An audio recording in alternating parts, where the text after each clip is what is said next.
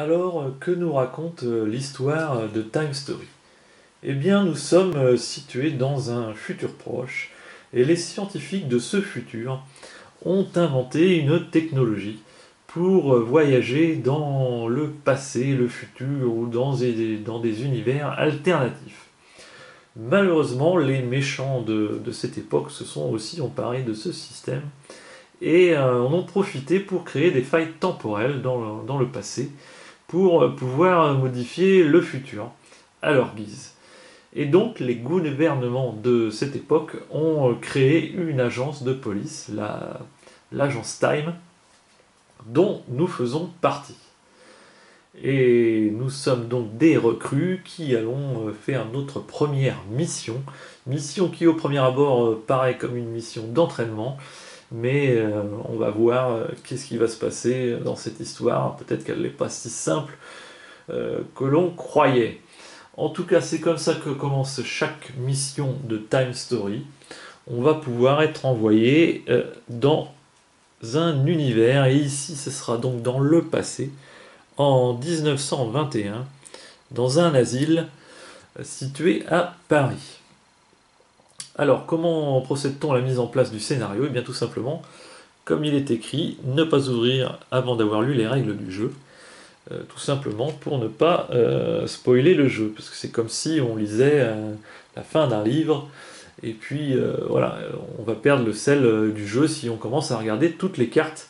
Tout l'intérêt est de les découvrir tous en même temps. Donc on va effeuiller chacune des cartes une à une pour préparer la mise en place.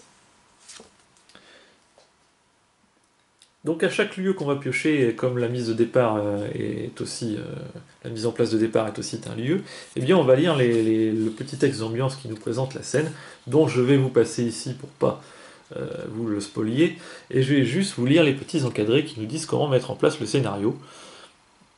Lisez maintenant à tour de rôle une à une et à voix haute les cartes B et G dans l'ordre. Alors cette première scène, je vais vous la montrer, ça ne spoil quasiment rien puisque tout le monde la verra dès le début du scénario.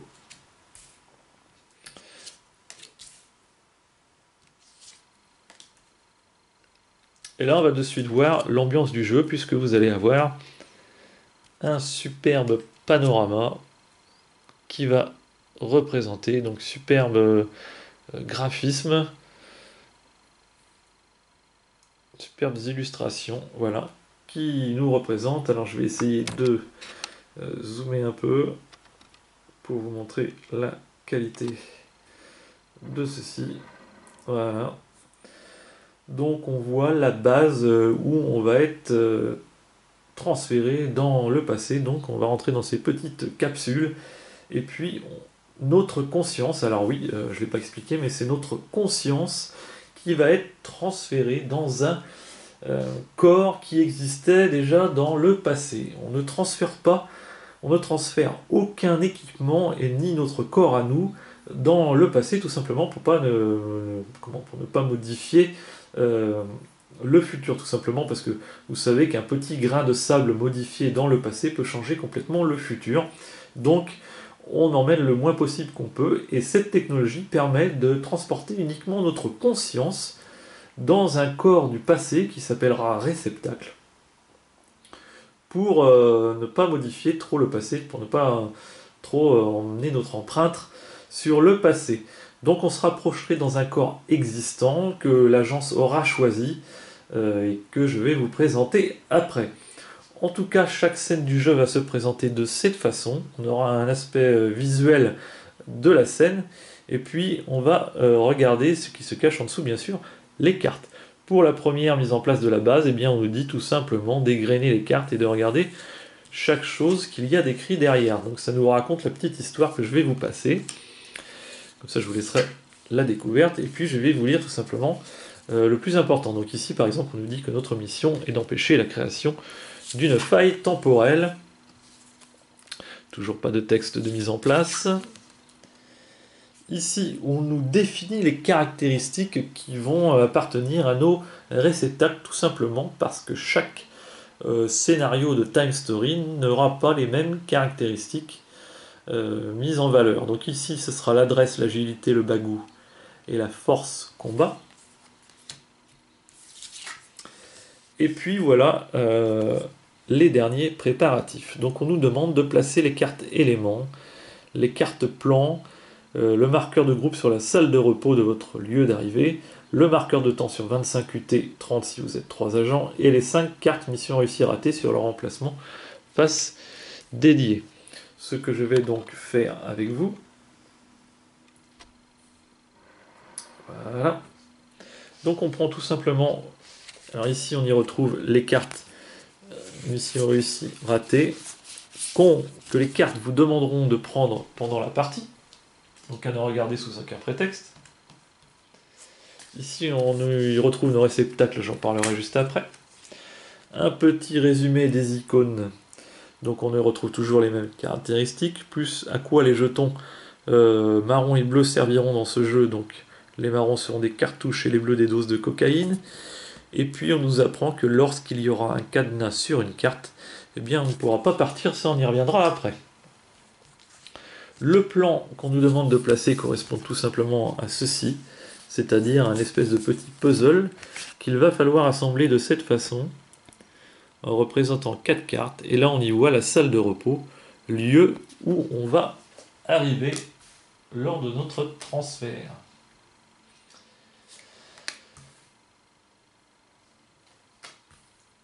Donc voilà, je ne vous en montre pas plus, je vous laisserai découvrir la pièce. On y place donc le fameux marqueur tout blanc pour situer notre emplacement sur la carte. Ensuite, on nous demande d'y placer les cartes éléments. Donc, les voici, ce sont des cartes éléments. Il y en a plusieurs, à ne regarder sous aucun prétexte. Ils sont bien sûr numérotés. Ici, puisqu'on vous demandera d'aller chercher d'après leur numéro. On va les placer ici. On nous demande aussi de placer le marqueur de temps donc sur 25 unités de temps. C'est le temps qu'on va avoir pour réussir notre mission. Et puis on s'arrête tout simplement à la salle de repos, puisque je ne vais pas vous la présenter. Comme ça, vous aurez loisir de la découvrir.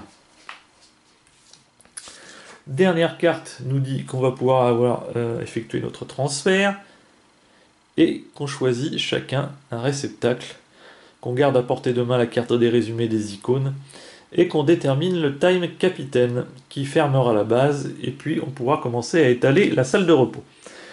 Donc le time capitaine, eh bien tout simplement vous choisissez un joueur sur la table. De toute façon le time capitaine à chaque tour de jeu, à chaque fois qu'on changera d'un lieu, eh bien, il ira au joueur de gauche. Le time capitaine a pour responsabilité de trancher les égalités si les joueurs ne sont pas d'accord. Et puis, il aura aussi la responsabilité de jeter ce dé lorsqu'on changera de lieu. J'en reviendrai, donc le dé de time captain, j'y reviendrai tout de suite après. On nous demande de choisir nos réceptacles qui sont ceux-ci. Donc, je vais vous les présenter. Eugène Bosquet, Félix Bonenfant, Mademoiselle Doom, Mademoiselle Dutilleul, Ferdinand Meunier, Edith Jolibois, Vasile Lafouine et Marie Berthollet. Donc chacun sont des pensionnaires de cet asile et ils ont tous des petits problèmes que je vous laisserai découvrir. Sur l'autre face de leur carte, eh bien, tout simplement, on va avoir peut-être une petite histoire par rapport à leur personnage, leur niveau de caractéristiques, leur niveau de santé, ici représenté par le cœur, et puis leur niveau de défense. On y reviendra après. Ici, chacun aura une caractéristique spéciale, soit en bonus, soit en malus, ce qui compliquera l'histoire. Voilà, donc on vous demande de les choisir, mais vous pouvez très bien les prendre au hasard. Et cela clôt la mise en place. Vous pouvez tout de suite ranger les cartes de la base et puis étaler la salle de repos, lieu où vous commencez la partie.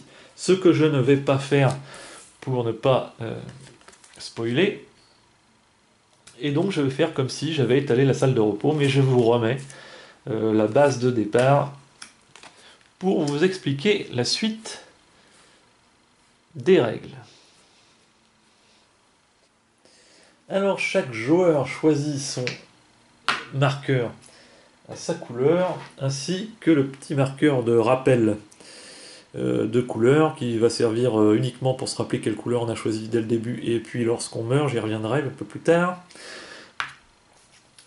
Donc chacun choisit son marqueur de couleur, son réceptacle, et choisit dans quelle salle nous apparaissons. Donc on apparaît dans la salle de repos, qui va être représentée de plusieurs cartes, et donc on choisit sur quelle carte on arrive, dans quel endroit de la pièce.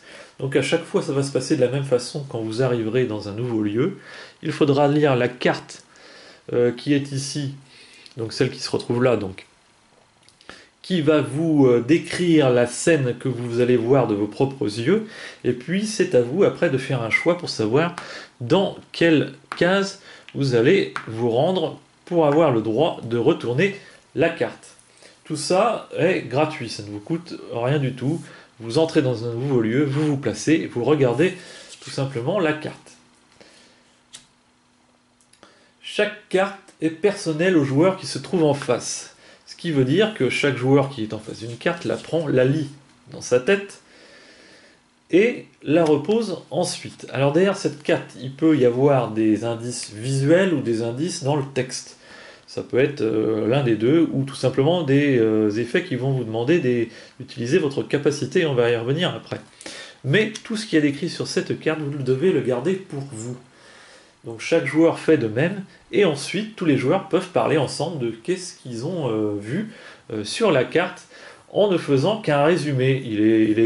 Il n'y a aucun intérêt à faire du mot à mot. Tout le sel du jeu est sur cet effet d'échange entre les joueurs, pour savoir ce qu'il y a sur les cartes, parce qu'il peut très bien y avoir des personnes qui ont pas tellement bien vu ce qu'il y avait sur la carte, et des personnes un peu plus perspicaces, un peu plus concentrées. Et voilà, chaque partie peut être différente selon les gens avec qui on joue, puisque l'échange d'indices se fait oralement par rapport à ce que la seule personne a vu sur la carte. Alors bien sûr, après dans le jeu, vous allez pouvoir vous déplacer pour aller regarder la même carte que ce joueur, par exemple. Mais tout cela va vous faire perdre du temps. Donc il va falloir faire confiance à vos coéquipiers sur la description de la carte qu'ils ont vue. Voilà comment commence un début de partie de Time Story. Ensuite, libre à vous de choisir parmi les 3 actions de joueur. La première action, se déplacer dans le lieu affiché actuellement, dans la pièce qui est actuellement sur le plateau. Donc se déplacer d'une case à une autre, comme ceci, on peut aller se déplacer où il y a quelqu'un, sans aucun souci.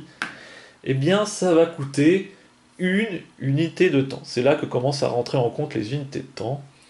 Se déplacer comme ça coûte une unité de temps au groupe, hein, pas aux joueurs. Donc, si les 4 joueurs se déplacent, ça ne coûte pas 4 unités de temps, ça coûte une unité de temps au groupe pour se déplacer. En fait, ça coûte une unité de temps au groupe pour faire une action, tout simplement, peu importe l'action qu'ils ont choisie. La deuxième action possible, c'est tout simplement faire un test de compétences, par rapport aux compétences qu'on a sur notre carte de réceptacle. Donc j'y reviendrai après, mais certaines cartes peuvent vous demander de faire un test. Donc faire un test, eh bien, ça va vous coûter aussi, ça va coûter au groupe donc de faire une unité de temps. Et la dernière action qu'on peut faire, eh bien, c'est tout simplement ne rien faire du tout. Hein, se reposer, ou je ne sais pas pour quelle chose il peut y avoir cette option de ne rien faire du tout. En général, ne rien faire, c'est plutôt perdre du temps. Donc, en tout cas, par exemple, celui-ci pourrait décider de perdre du temps, celui-ci de se déplacer, celui-là va se déplacer aussi, et lui a décidé de résoudre la carte qui lui demandait un effet. Et bien tout ça coûte une unité de temps au groupe. Voilà les 3 actions possibles pour les joueurs. La toute dernière action possible, c'est tout simplement changer de lieu. Une fois que vous avez découvert tout ce qu'il y avait à découvrir sur sur le lieu où vous êtes actuellement, eh bien vous pouvez décider, si tout le monde est d'accord, et auquel cas, si tout le monde n'est pas d'accord, eh bien le time capitaine tranchera, eh bien vous pouvez décider de partir vers un nouveau lieu. Partir sur un nouveau lieu, eh bien tout simplement vous déplacez votre marqueur de groupe sur le lieu où vous voulez aller, vous rangez les cartes du lieu où vous étiez, vous cherchez le nom du lieu qui correspond à celui où vous voulez aller, qui doit se trouver dans la pile de cartes, tout simplement en égrenant les cartes légèrement comme ceci pour retrouver le nom par exemple sans regarder les autres cartes. Donc en général, voilà, on arrive facilement à retrouver les lieux. Et puis vous étalez comme ceci le nouveau lieu, carte de présentation, puis les cartes de la scène. De la même façon, vous arrivez avec vos joueurs dans la case que vous voulez, donc à deux, seuls, comme vous voulez, il n'y a aucun souci, et tout de suite vous pouvez regarder la nouvelle carte où vous êtes arrivé. Regarder la nouvelle carte où vous êtes arrivé ne vous coûte pas d'unité de temps. Par contre, le fait de vous être déplacé d'un lieu à un autre, ça va vous coûter un nombre d'unités de temps correspondant au chiffre que vous obtiendrez avec le dé de time capitaine. Donc le time capitaine actuel va lancer le dé et vous allez soustraire, par exemple dans cet exemple, 2 unités de temps pour vous être déplacé d'un lieu à un autre, tout simplement. Donc le dé va de 1 à 3.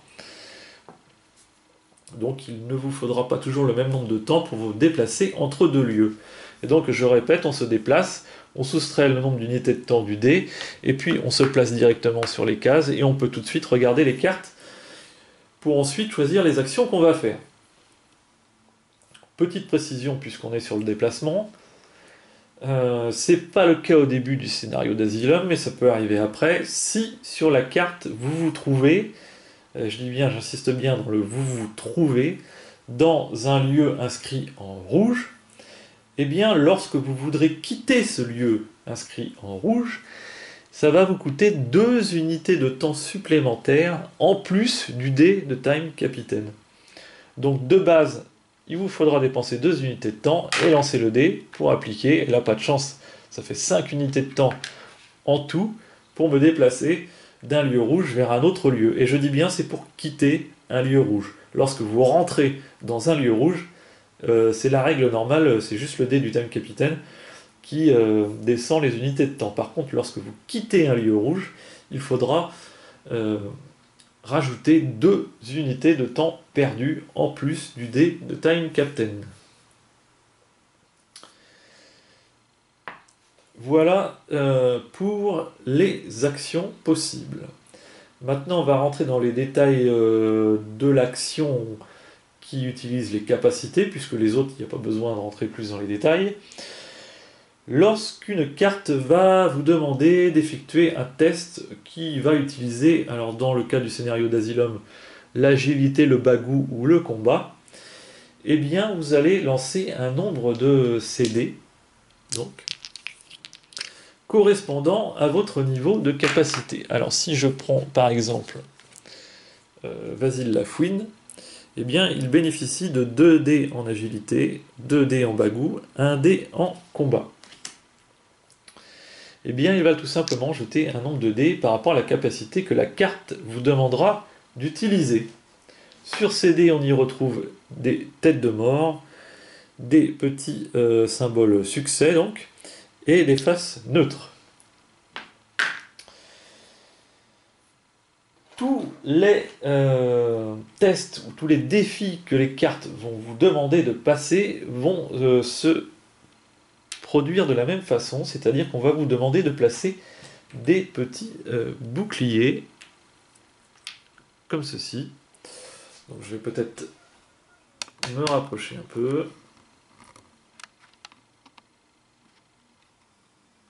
Voilà. Que vous allez devoir déplacer, placer sous la carte qui vous demande de faire un test. Il y a un ordre précis pour placer ces boucliers, donc de gauche à droite, qui est indiqué sur la carte. En général, les boucliers blancs et gris comme ça, bicolores, sont placés à gauche, puis vient les têtes de mort, et puis après vient les boucliers avec des signes, des symboles noirs dessus. On y reviendra après. Ceci a une importance car lorsque vous allez lancer vos dés, donc on va simuler un cas, donc la carte nous demandait d'utiliser l'agilité. Je vous rappelle qu'on a l'agilité Vasile à 2 dés, donc il va tout simplement lancer 2 dés pour essayer de passer ce test. Alors, j'aurais pas dû mettre ça au début. Premier cas possible. Ce cas-ci, il n'y a que des boucliers neutres, on va appeler ça des boucliers neutres, sur le défi. Si vous faites des têtes de mort ou des faces neutres, eh bien c'est sans effet. Vous ne pouvez pas retirer des boucliers neutres. Si vous faites des succès, à chaque succès que vous faites, donc là actuellement il y a 3 succès, eh bien je vais pouvoir enlever 3 boucliers, tout simplement. Et lorsqu'il n'y aura plus de boucliers sur le test, eh bien j'aurai réussi le test que la carte me demandait, donc je pourrais faire ce qu'elle me dit juste après. Mais tant qu'il y a encore des boucliers en jeu, eh bien je ne peux pas effectuer, je n'ai pas réussi le test que la carte me demandait. Faire un test, ça me coûte une unité de temps, donc si je ne réussis pas, il va falloir que je dépense encore une unité de temps du groupe pour pouvoir effectuer une deuxième fois mon lancer de dés et essayer de nouveau d'enlever le dernier bouclier. Une tête de mort n'annule pas un succès. Donc dans ce cas-ci, eh bien, je peux retirer mon dernier bouclier et le test est réussi. Lors des combats, bien souvent, vous allez vous retrouver avec des boucliers et des têtes de mort. Donc c'est un petit peu différent. Si en lançant mes dés, alors on reprend le Vasile, il a un dé de combat, donc bon, c'est peut-être pas un bon exemple. Donc je vais imaginer que Vasile a 3 dés de combat, donc il lance 3 dés pour cette capacité, et il obtient par exemple 2 têtes de mort et un succès. Lorsque dans un test, donc ça arrive souvent en combat, mais peut-être que ça arrive dans d'autres tests, je ne m'en rappelle plus, si jamais il y a des têtes de mort dans les boucliers, qui sont parmi les boucliers, eh bien, et que il y a des têtes de mort sur les dés que vous avez lancés, eh bien, il va se passer un effet. Dans tous les cas, la première chose qu'on fait, on compte le nombre de succès qu'on a, et on supprime le nombre de boucliers. Les succès ont une priorité sur les têtes de mort, donc on supprime le nombre de boucliers, toujours en partant des boucliers de gauche, correspondant au nombre de succès. Donc ici, il y a un succès, donc je supprime un bouclier. Ensuite, si j'ai obtenu, et uniquement dans le cas où j'ai obtenu des têtes de mort sur mes dés, ce qui veut dire que si j'obtiens 2 dés blancs, eh bien j'enlève juste le bouclier et rien de plus ne se passe. Par contre, dans le cas où j'obtiens des têtes de mort, comme c'était le cas, et qu'il y a une tête de mort dans les boucliers, eh bien il faut que j'additionne toutes ces têtes de mort. Donc là, je me retrouve avec 3 têtes de mort. Et il faut que je compare ce chiffre à mon niveau de résistance qui est représenté ici.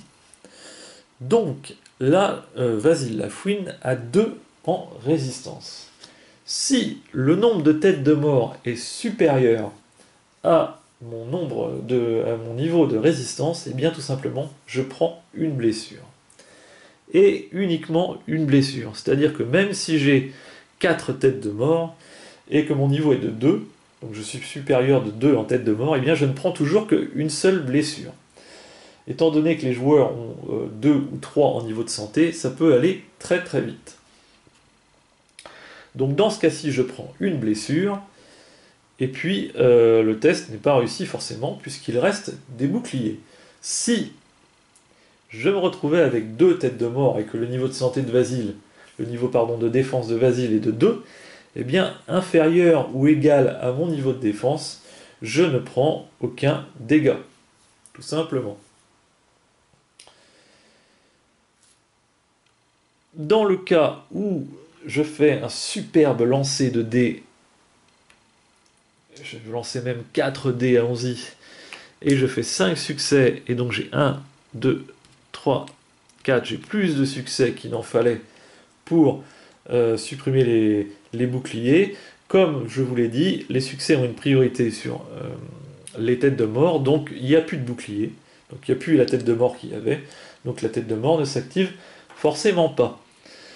Pas grand chose à dire sur les têtes de mort. Alors maintenant il se peut qu'il y ait aussi, on peut se retrouver dans un cas comme ça, des boucliers noirs comme ceci. Voilà tous les types de boucliers qui existent dans le jeu de base. Bouclier neutre, bouclier tête de mort que je viens de vous expliquer, et ensuite 3 boucliers noirs. Alors les boucliers noirs sont des dégâts, sont des malus permanents et automatiques. C'est-à-dire, je m'explique. Si vous avez réussi à les supprimer parce que vous aviez assez de succès, par exemple dans ce cas-là 5, 1, 2, 3, 4, 5, vous supprimez tous les boucliers, aucun souci. Si vous ne faites qu'un succès, vous ne supprimez qu'un bouclier, eh bien, bon dans ce cas-là il n'y avait pas de tête de mort, par exemple on peut dire qu'on a fait ça, eh bien vous allez automatiquement, à partir du moment où ces boucliers-là sont encore présents sur le plateau, eh bien vous allez prendre les malus qu'ils vous infligent. Au contraire de la tête de mort qui, elle, a un prérequis qu'il lui faut qu'il y ait une tête de mort sur les dés, eux n'ont pas besoin d'aucun symbole sur les dés. À partir du moment où ils sont toujours présents sur le plateau, eh bien on va subir leur malus. Alors, celui-ci, bien tout simplement, c'est vous perdez, le groupe perd une unité de temps. Ici, le survivant, le réceptacle, le joueur donc va perdre une vie. Et celui-ci, eh bien, je vous en dirai pas plus parce que tout simplement, ça dépend des scénarios et dans Asylum, il n'est pas utilisé. Donc le bouclier aura une règle spéciale selon les scénarios, mais il marchera de la même façon. À partir du moment où il est là, vous allez prendre ce que le scénario vous dira de prendre. Voilà en ce qui concerne les boucliers, c'est très très bien expliqué dans la règle de toute façon. Donc je vous incite à le relire. Voilà en gros pour les règles de base en ce qui concerne les actions des joueurs.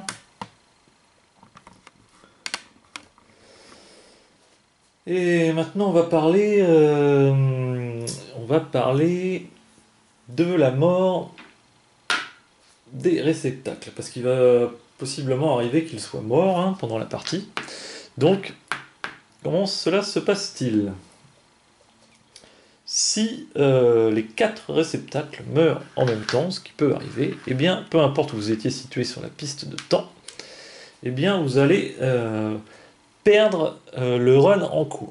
Alors, je ne vous ai pas parlé des runs, donc il va falloir que je rentre dans cette notion.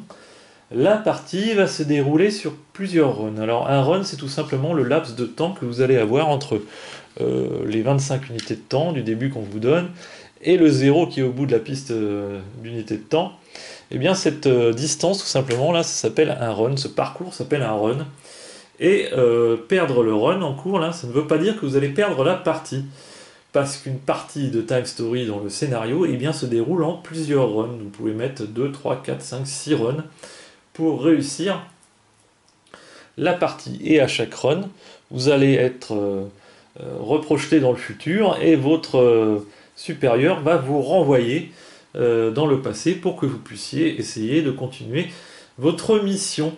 Donc c'est pour ça que ça peut se dérouler sur plusieurs runs. La petite particularité, c'est que cette technologie d'être envoyé dans le voyage dans le temps, eh bien, nécessite d'avoir un point d'accès ancré dans le temps, et ce qui veut dire que vous allez être envoyé toujours au même moment donné où vous êtes entré au début de la partie. C'est-à-dire que vous allez de nouveau vous retrouver dans la salle de repos, et vous allez perdre tous les objets que vous avez accumulés pendant votre premier run.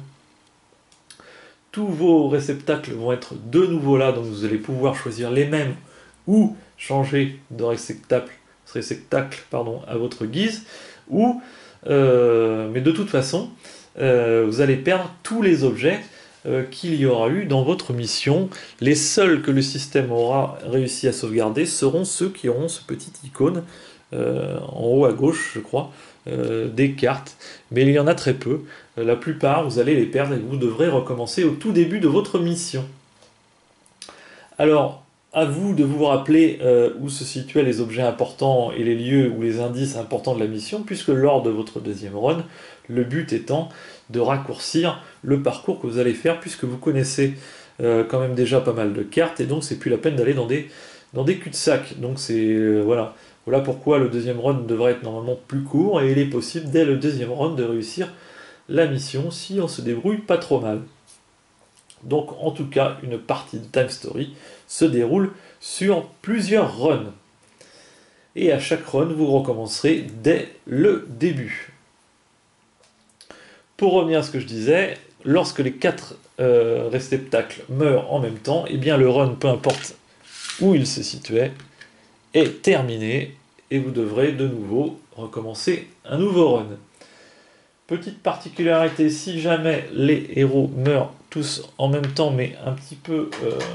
enfin, pas exactement en même temps, du coup, justement, dans ce cas-là, il restait encore un joueur, donc le joueur vert qui n'était pas mort. Eux sont déjà morts, donc on a placé leur marqueur unité de temps à 7 unités de temps de moins par rapport où ils étaient avant. Lui meurt à la 19e unité de temps, pas de chance. Eh bien son marqueur est placé à 7 unités de temps de moins.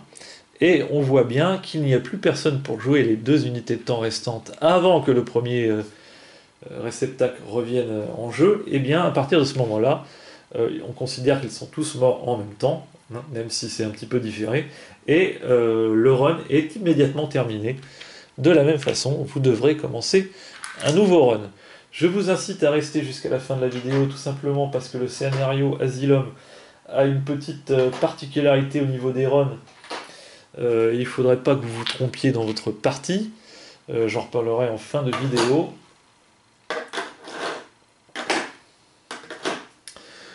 En tout cas, voilà pour la mort des réceptacles. Que dire d'autre? Eh bien, vous pouvez vous échanger tous les objets que vous trouverez dans le jeu, ainsi que les pions, les jetons état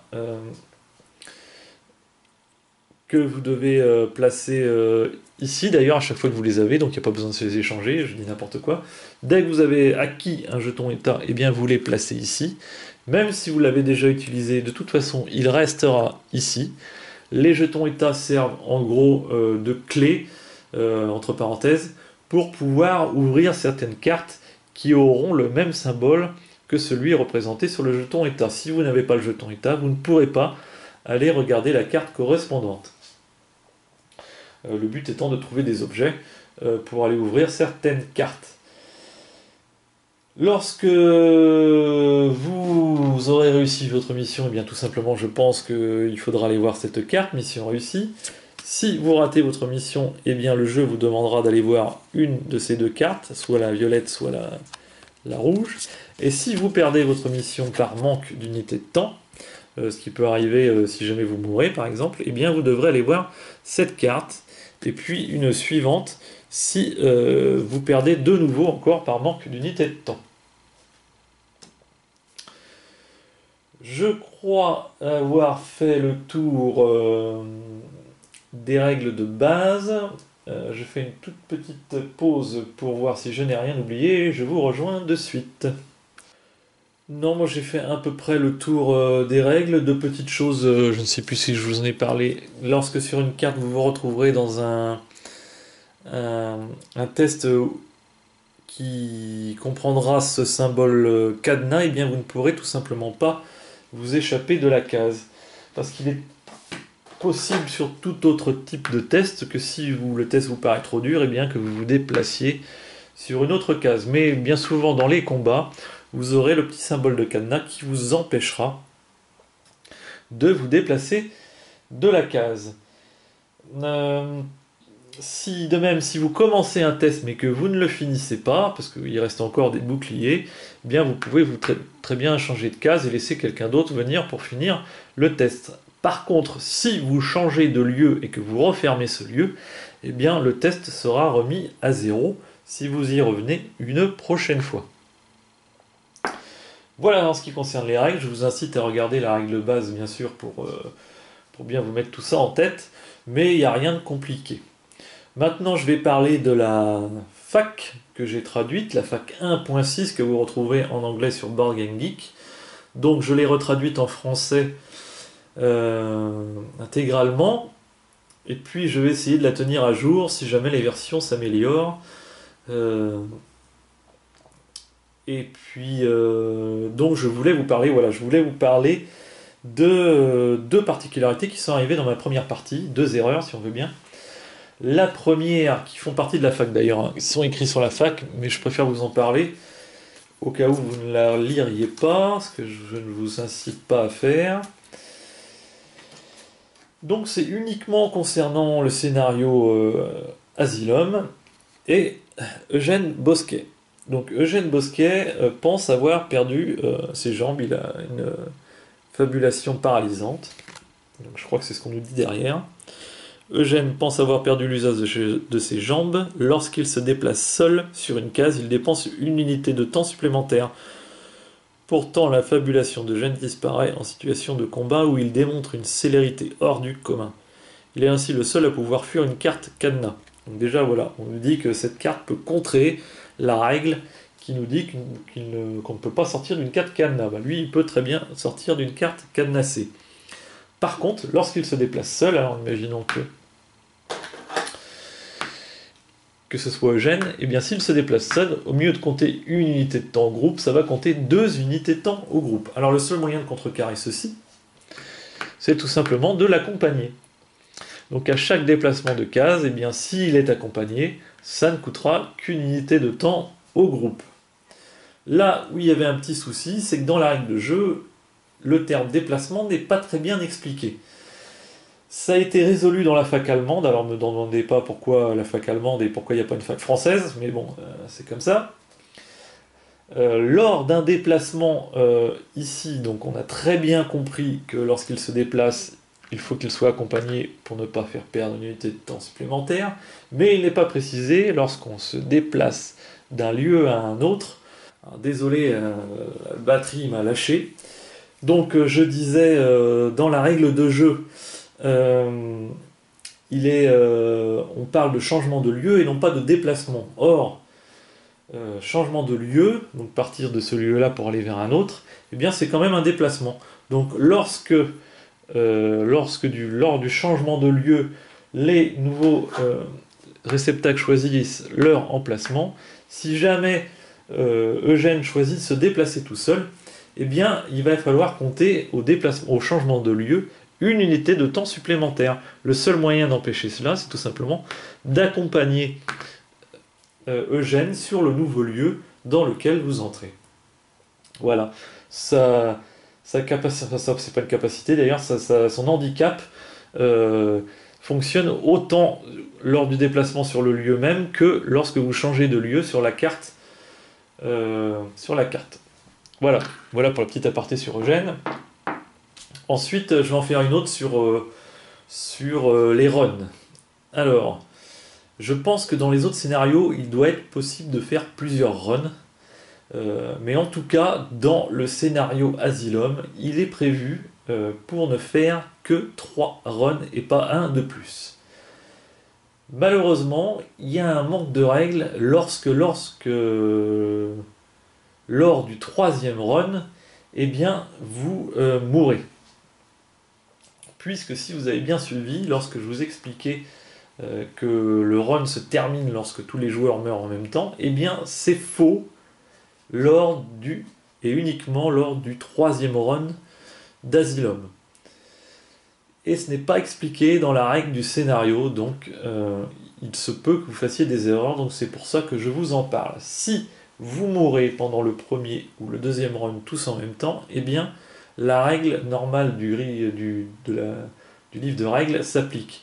Par contre, si vous mourrez tous en même temps lors du 3e run, eh bien vous ne devez pas réinitialiser un nouveau run, puisqu'il ne peut pas y avoir plus de 4 runs.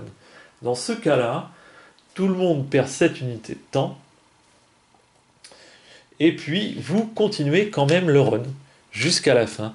De même, si vous arrivez sur 0 lors du 3e run, eh bien, vous continuez d'égrener le pion, puisque la case où il arrivera lorsque vous aurez réussi la mission définira votre score pour la partie. Voilà pourquoi lors du 3e run, il est impossible de le terminer. Vous n'avez pas le droit de relancer un 4e run. Si vous arrivez à avoir une carte mission ratée lors du 3e run, eh bien la partie est définitivement perdue. Vous ne pouvez pas lancer un 4e run. Vous aurez perdu la mission. Sinon, vous ne serez jamais capable d'appliquer un score à votre partie. Voilà, alors après, vous pouvez toujours, si vous avez vraiment envie de savoir la fin de la mission, lancer un 4e run fictif, juste pour jouer. Nous, c'est ce qu'on a fait. Et comme ça, vous verrez la fin de la mission. Mais si vous voulez rester vraiment dans l'esprit du scénario, vous ne pouvez faire que 3 runs. En ce qui concerne la fac que j'ai traduite, je rajouterai une petite chose. Je m'excuse à l'avance pour la partie en ce qui concerne la fac du scénario Marcy Case et puis la prophétie de dragon. Tout simplement parce que je n'ai pas joué ces scénarios. Donc je suis incapable de savoir, je n'ai pas réussi à trouver la traduction française des cartes, des lieux, le nom des cartes, le nom des personnages, les effets de cartes. Donc dans la traduction, j'ai essayé de me rapprocher de ce que devaient être les cartes traduites en française, mais forcément, ils n'auront pas le même intitulé. Donc j'invite tous les gens qui voudraient télécharger cette fac à me le signaler sur Board Game Geek, à me signaler la correcte traduction en française, comment s'appellent les cartes en français, pour que je puisse modifier cette fac pour qu'elle corresponde vraiment aux cartes qu'on va retrouver dans les scénarios, la prophétie du dragon et Marcy Case. De même, il faut faire attention, la fac est faite en 2 parties. La première partie de la fac concerne les règles de base du jeu, et puis tout le reste, la fin de la fac concerne les scénarios Asylum, Marcy Case, et puis la prophétie des dragons. Forcément, les questions sont spoilées, quoi. Ça va vous spoiler l'histoire. Donc, normalement, on vous incite à ne lire cette partie de la fac que uniquement lorsque vous êtes en train de jouer le scénario et que vous vous posez la question. Voilà en ce qui concerne cette présentation de Time Story. Un très très bon jeu à partir du moment où il est joué à 4 joueurs, puisque plus il y a de joueurs, plus il devient intéressant, et avec des joueurs qui sont vraiment dans l'ambiance de la partie. Si vous avez des joueurs qui ronchonnent un peu, que c'est pas leur type de jeu, eh bien il faut mieux leur déconseiller, parce que lorsqu'il y a une bonne ambiance autour d'une table, eh bien ce jeu est absolument magnifique. En tout cas, sur ce, je vais clore cette présentation, et je vous souhaite un excellent jeu en compagnie de Time Story.